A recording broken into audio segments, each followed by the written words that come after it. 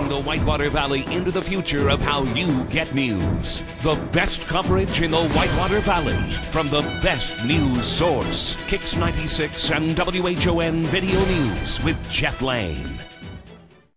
How many lives are improved through our STOP program, teaching kids the benefits of healthy eating and exercise?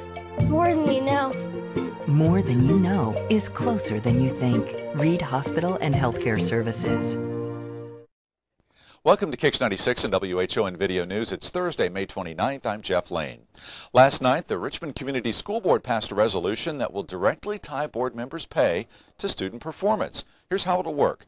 Board members will still be paid for each meeting they attend, and they'll still get health coverage with capped premiums.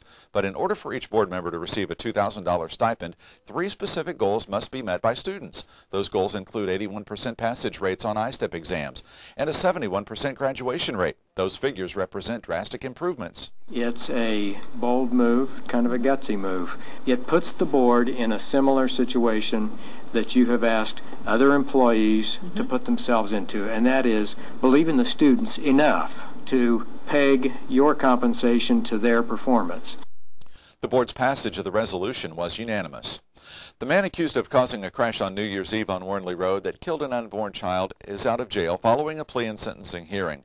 Ronald Berry appeared in Wayne Superior Court 3 late last week. Berry pled guilty to the charge of driving while suspended. He was sentenced to serve 120 days in jail. But because he had already served 60 days, and in Indiana, inmates get 2 days of credit for every day actually served, Berry was released. His driver's license was also suspended for 2 years. A charge of failure to appear was dropped in a different court. Berry drove left of center on Warnley Road on New Year's Eve, colliding with a car driven by Daniel Brookshire of El Dorado. She was critically injured, and she lost her unborn son just 3 weeks from the due date. Some emergency responders at the scene suspected Berry was under the influence of drugs or alcohol.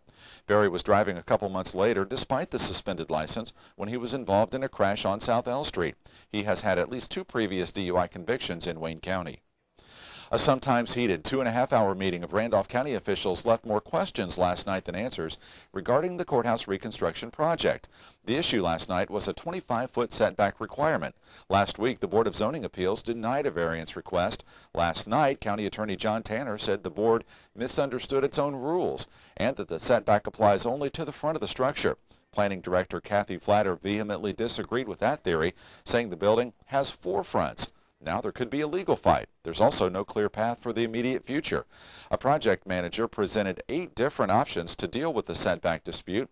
Commissioners took them all under consideration. And here's some new information on the man who died after being tased by Oxford police last month.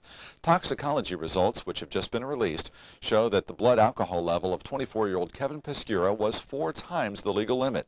Piscura was tased outside the Brick Street bar when he interfered with the arrest of another man. He had trouble breathing at the scene and died a few days later. This has been Kicks 96 and WHON Video News. I'm Jeff Lane. Have a great day. Leading the Whitewater Valley into the future of how you get news. The best coverage in the Whitewater Valley from the best news source. Kicks 96 and WHON Video News with Jeff Lane.